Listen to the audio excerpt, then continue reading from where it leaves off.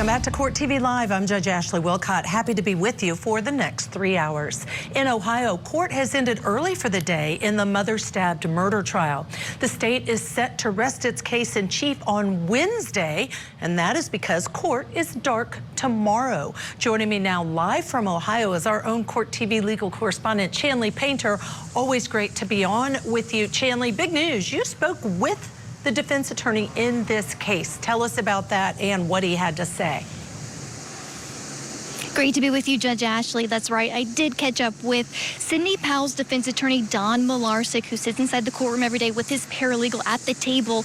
And I had many questions for him, as you can imagine. But I'm learning a unique situation with this particular defendant. As you may have noticed, she's not inside the courtroom for much of the testimony. And that is something on his motion and that prosecutors don't object to. So the judge is allowing her to leave during certain testimony, particularly the bloody, the graphic type of testimony, video, pictures, body cam. So she hasn't been in the courtroom, or she wasn't, most of today, and she hadn't previously, but that's something that he says is critical for her because of her mental health. She's still struggling and medicated for what he says at the time of this attack was undiagnosed schizophrenia. So I talked to him about that, about the fact that she can come and go from this courthouse. She's out on $500,000 bond. We caught her coming and going with her family. He tells me that that is critical for her and says a lot. He says it hopes to send a message during the defense case when family members are planning to pack the gallery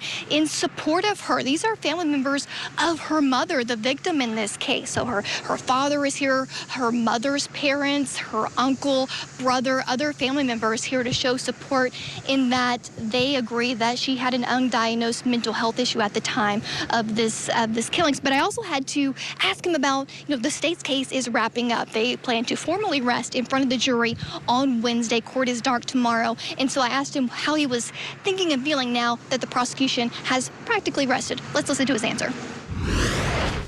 The state has rested, not yet in front of the jury, but the end of the state's case in chief, what are you thinking and feeling? The state's rested. All the witnesses have been before the jury, and there's not a single shred of any motive at all. The idea that Sidney Powell would kill her mother, her best friend, in the manner that Brenda died is just ludicrous. The lack of a motive points to the fact that she was insane at the time of the offense. Later on this week, we're going to have 3 nationally recognized experts to talk about her insanity at the time of the offense, and the evidence will be overwhelming. So he gave me a little bit more detail about what we can expect to hear on Wednesday. We expect the first defense witness to actually be her grandmother to take the stand. We're going to hear from one of Sidney's teachers, her friend, as well as those 3 nationally renowned experts to say that she could not appreciate the wrongfulness of her actions at the time she attacked her mother, plus her current psychiatrist. So 4 experts altogether. It should take up the rest of the week, Judge Ashley. And Chanley, I've always said I think this one is truly going to be a battle of the experts for this jury to decide insanity or not. So 3 experts is good in terms of what the defense can present to the jury. Tell us now, if you would, though, I know that there was testimony by the lead detective. What stood out to you about that? Yeah, definitely the biggest witness of the day, the final witness in the prosecution's case, the lead detective who really tied up all of the loose ends. He's someone that responded to the crime scene back in March 2020. He describes that for this jury. And quickly, in his estimation, what he was hearing from Sidney Powell at the scene, acting erratically, jurors saw more of that body cam video today, that her story of an alleged intruder just wasn't adding up to what he was seeing, the physical evidence at that crime scene. And he also talks about that led him to dig further into Sidney Powell's past as to, what was up with this young woman around the time and leading up to her mother's murder. Let's listen to part of his testimony. But is what we see here, this is page 2336 at the top. Is there another exchange here about Brenda inquiring of Sidney's classes? Yes. And I'll scroll up at the top. Can you read that, please? Brenda's message again on February 25th. Why do I always feel like you are scamming me? Just remember that you need the grades to keep your scholarships. And what was her response to that? Yes, I know my grades are good. Thank you very much. what did your investigation reveal in the days, I guess we'll go to that last week, after she's unenrolled from Mount Union, but before she comes home, right before spring break? What did your investigation reveal was Sydney's behavior? Well, I think she was she still hadn't told her parents. I mean, she didn't go directly home, you know, since she stayed at those hotels. So I don't think she had told her parents exactly what the situation was, just based on, you know, the stays at the hotel and the phone messages that were going back and forth. That it was pretty clear her parents were still unaware of what was going on with her situation. Is that motive or not up to the jury? But this jury also heard from a special agent with the BCI earlier today and giving that physical evidence, crime scene photos, putting together what happened, where it happened in the home, even holding up one of the murder weapons, the frying pan, to this jury. Jurors always lean in when a witness is holding up some of that physical evidence. And this jury, I had my eyes on them, Judge Ashley, for the first time. So there's 12 sitting in the box. There's 3 alternates sitting outside the box, 8 women and 4 men, probably 20s all the way up to 70s, attentive. They have little notepads, and they look to be taking their jobs very seriously. All right, Chanley Painter, thank you so much for joining us. We know juries do take their job very seriously, and we appreciate your continuing updates there live. I'd like to welcome my guests for this hour now. It's Monday, and I am so glad to welcome back both of them in studio this time. We have criminal defense attorneys, Jack Rice, Josh Schiffer, all together. So when I bang my gavel, you'll stop talking, because we get a little out of control sometimes. But having said that, here's the thing we talked about really briefly, and it bothers me a lot as a former judge, hearing that this defendant, that any defendant is allowed to leave during specific pieces of testimony that may be gory, that may be graphic. Josh, you're chomping at the bit. It shows how much Don Malarsic cares about a young person. It reflects on a urge to prevent additional traumas for someone that is mentally ill, someone that is battling a serious, very real mental condition, is almost guaranteed under substantial medical care. That's why it's so hard for the state or for the defense to really explain and show how this disease, and really schizophrenia is a disease of the mind, how it manifests, because she's getting the appropriate treatment, that she's not having the effects and the manifestations of schizophrenia currently. And so how do you show a jury that? Josh, I love you, but I disagree completely. No, I disagree, and here's why. The reason is that this is a murder case, and what you're trying to explain is exactly this point. And the only way that a jury is going to see it is if they see it.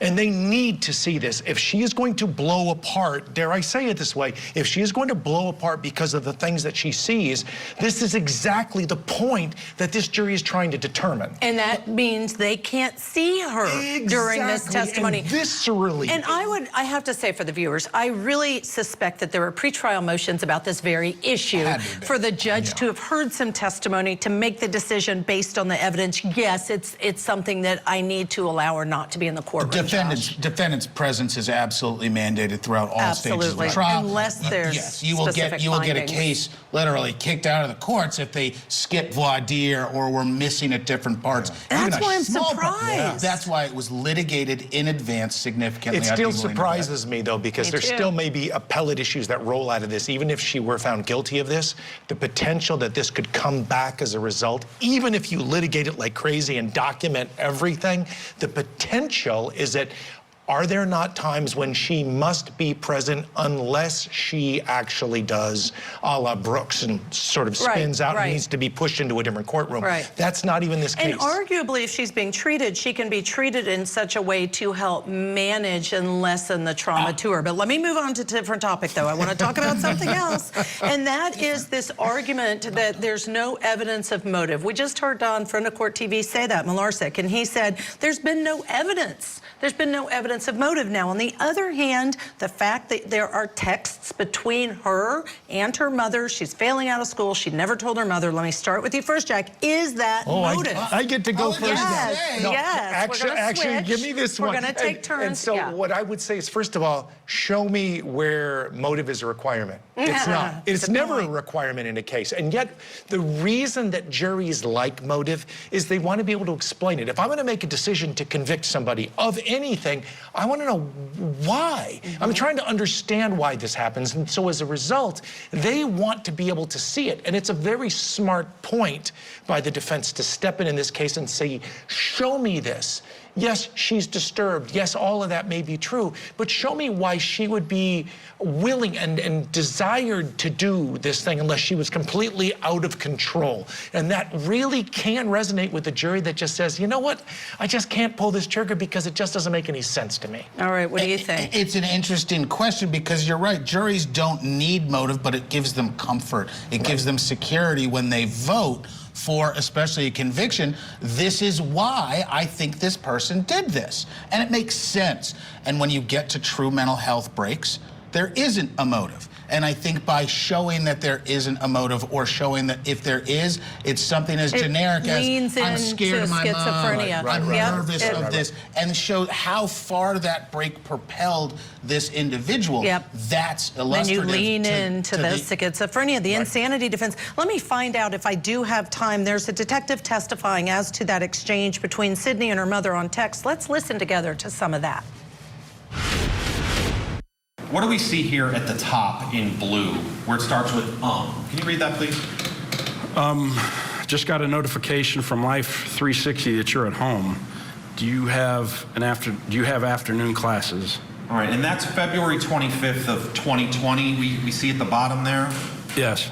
All right, so it actually gives us a date stamp and a time stamp, correct? Correct. And then, all right, we see an exchange here. She asked, is everything okay? And now, to be fair, based on your investigation, and we've already heard testimony, Sydney has long been unenrolled from Mount Union, at least for a couple months at this point, correct? Yes. All right, and what was, when Brenda asked, is everything okay, what is Sydney's answer? Nope, not this week. My teacher and her husband took this week as their vacation time, so just gave us a worksheet and some work online to do while she's gone. Plus, I have my meeting anyway, so I figured I'd just stop home before. And your investigation, as I just asked you, showed that Sydney was not registered for any class at this time.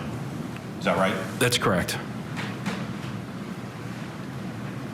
And I'm not going to ask you to read it. It speaks for itself. But is what we see here, this is page 2336 at the top.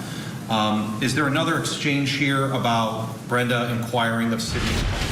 Now, is there an argument to be made, gentlemen, that this is typical teenage behavior? I mean, I have 3 kids. I know, regrettably, that they're not always honest with me. I know that they don't always like me asking questions. I know that they can be belligerent and lying about what the answer is if they think I'm going to be upset with it. That sometimes, unfortunately, is the nature of parenting, Josh. It'd be really hard to take that she's appearing maybe a little bit off schedule at home and spin it as to, oh, you should have paid extra special attention. No. You're going to have things change as children are moving targets. Then they change their plans, and you can't predict what they're going to do. And so that's not something that would necessarily stand out as a parent that your kid got. I agree. I think you're absolutely right, Jack. I have a freshman in college right now. So you don't know what I'm talking about at all. Oh, you don't know at all anything about Exactly. And by the way, she's the 4th of the 4. So I've seen this many times, and this is the struggle that every single parent always has when you're trying to say, how do I keep you on track? How do I keep you from going into a ditch? And yet at the same time, this is your life, and I tell you to do X, you're going to do Y. We know that. And so you're doing all of those things. The idea that this would stick out, I'm sorry. This is every single parent I have ever met. This is extreme, but I'm saying the behavior, the back and forth, is something that we all have experienced. We've all experienced. One last thought, Josh. And every kid has their own personality that develops with their parent. Yeah. Some of them are going to look very very different from the other ones, and you can't read too much into that. Yeah, yeah. And sometimes I think it's such a silly thing that they may not want to just be out, you know, come out with and say. And then when you hear something like this, it's like, okay, so you're failing out of school. Is it a big thing in their world? Absolutely. As a parent, we get through it. You figure it out what to do next. So it's, I don't know, this is a hard case. I think this jury is going to have a really tough decision depending on the experts for the defense.